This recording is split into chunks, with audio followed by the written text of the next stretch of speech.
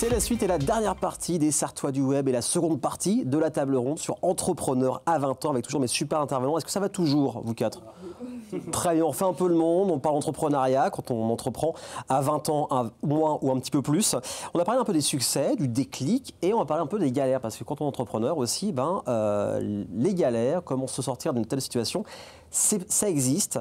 Est-ce que pour l'instant, vu que c'est assez récent, est-ce que vous, à un moment, vous vous êtes dit, tiens, ça va être compliqué ce qui va se passer là? Peut-être avant le lancement de Duel.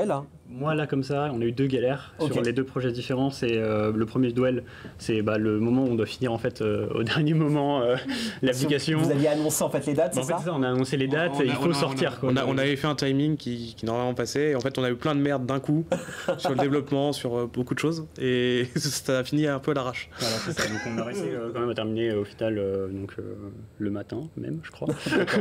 Le lancement était à 9h et on a terminé peut-être à 8h59 et 59 secondes. On appuie sur le bouton, c'est tout. Quelque chose dans ce genre-là.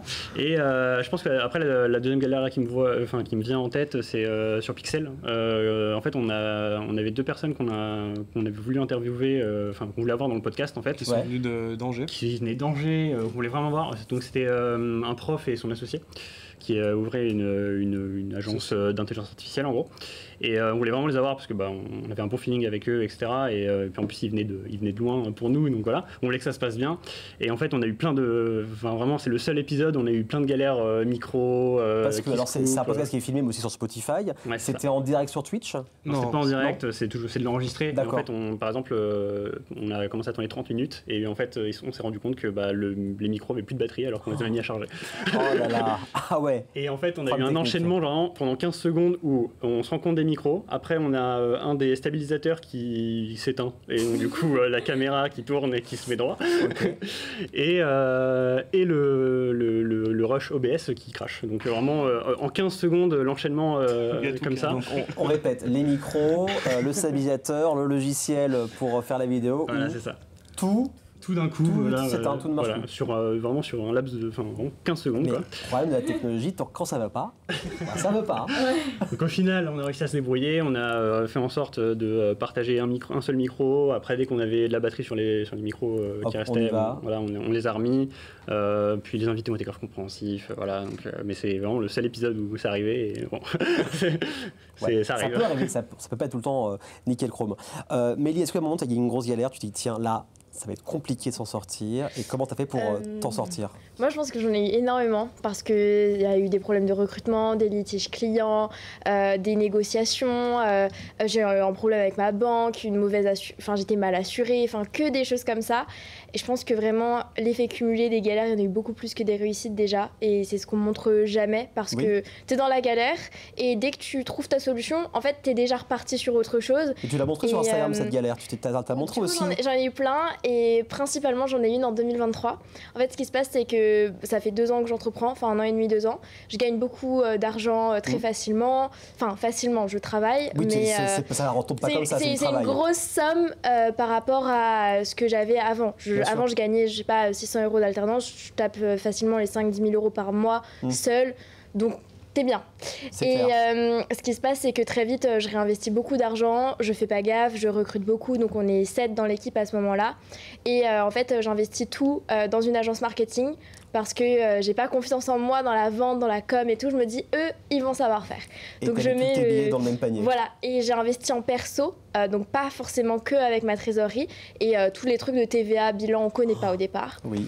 Donc je fais de tapis. Clairement, on est en août 2023 et en fait, je me rends compte en septembre que ça ne marche pas. Donc je suis là à rembourser personnellement la boîte, à faire en sorte que tout marche bien et je passe 1 an seule. Donc quand tu montes une équipe, quand t'as plus de montage vidéo à faire, quand t'as plus des clients à gérer et que tu dois remettre la main à la pâte, c'est très compliqué. C'est clair. Donc j'ai mis 10 mois à m'en relever et en mai, je paye ma TVA, donc petit virement de 10 000 balles. Ça fait plaisir. Ça fait plaisir. Voilà, débiter le 1er mai, super. Et là, je me dis, mais Mélie, est-ce que tu veux continuer ou pas? Bien sûr. Et je me dis, mais en fait, ouais, c'est ce que j'ai envie de faire. Même si je suis pas rentable, j'ai envie de le faire quand même. Et je me dis, mais je vais pas m'arrêter là après tout ce que j'ai construit.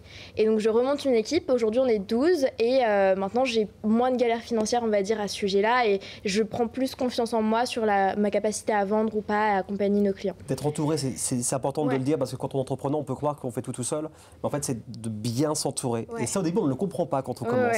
On veut tout gérer tout seul. Rapidement, est-ce qu'il y a eu des clichés quand vous êtes jeune, vous avez 18, 20, 22 ans, quand vous avez décidé d'entreprendre, est-ce qu'il y a eu des clichés, des réflexions ou pour le moment, en fait, ça s'est plutôt bien passé pour vous quatre? Des fois, c'est les clients.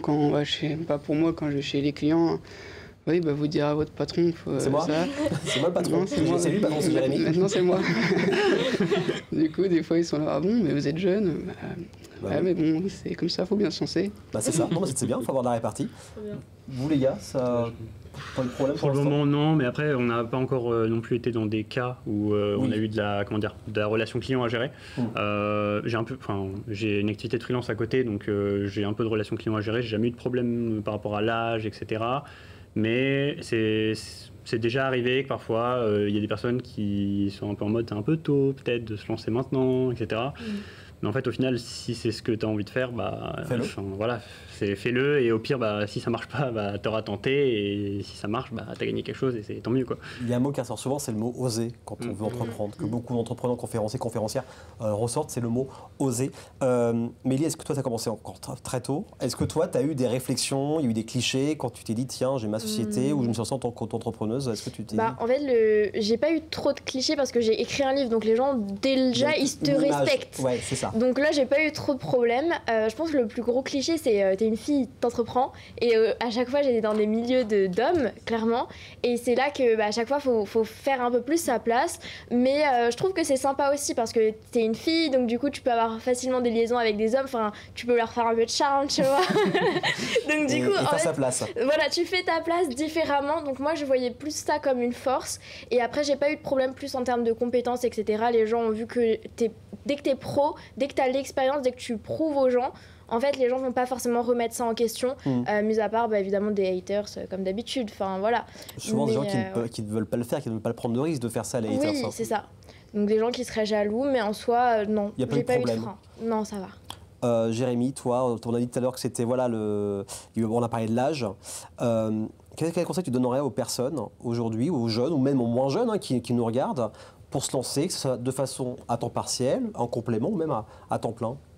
Moi, je pense qu'avant, bien se former, bien savoir de quoi on parle et de ce qu'on veut faire. Et puis après, essayer. Pire des cas, ça marche pas, mais au moins on ne pourra pas regretter et se dire j'aurais dû essayer, quoi. Oui, c'est clair. Faut oser, voilà, on le disait tout à l'heure, faut oser, faut tester les choses. Ceux qui disent que c'est pas bien, on les écoute pas, et puis voilà. On fonce.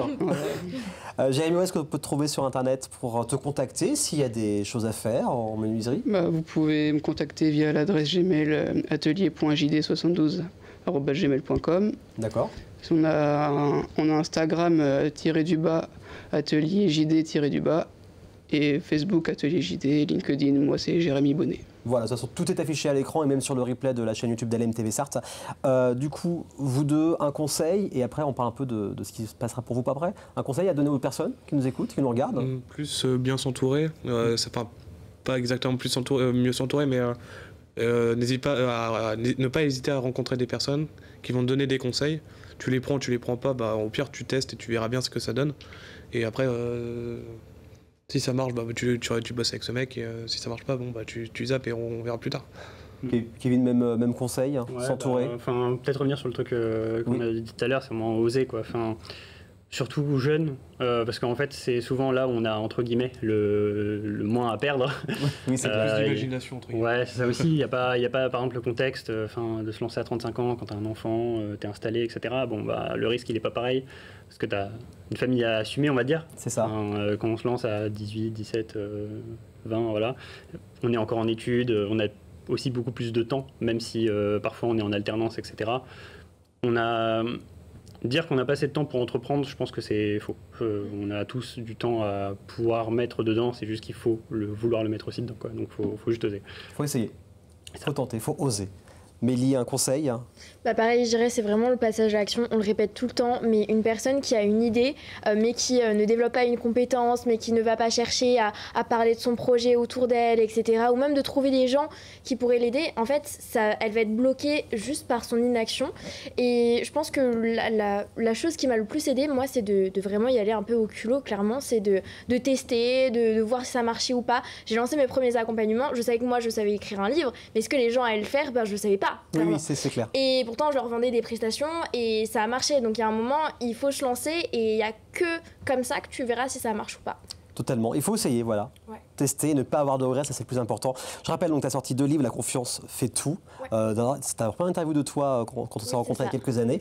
Et ensuite, tu es venu avec notre collègue, la rédactrice en chef, Laure Girard, où tu as parlé de le pouvoir du livre, le pouvoir d'un livre. On peut les retrouver sur tes réseaux? Oui, partout, sur mes réseaux sociaux et tout, en tapant Mélie Chaîne sur Internet. Voilà, de toute façon, tous les liens s'affichent également sur le replay de la chaîne YouTube d'ALM TV Sarthe. Merci beaucoup en tout cas à vous 4 d'être venus pour parler de cette table ronde sur l'entrepreneuriat à 20 ans. Merci à vous de nous avoir suivis. On revient la semaine prochaine, même jour, même heure et surtout même chaîne. Passez une belle soirée et un excellent week-end.